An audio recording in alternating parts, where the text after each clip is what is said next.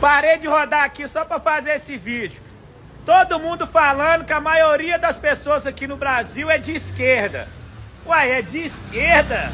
E o SBT tá tomando tanta pancada porque tá perdendo milhões de audiência, porque tá sendo boicotado pela direita. Agora a Havaianas já veio em público pedir desculpa, já apagou o vídeo, por quê? Porque sabe que a direita tem mais força no Brasil, sabe que a direita é a maioria. Tá na cara que a eleição não foi ganhada, foi tomada.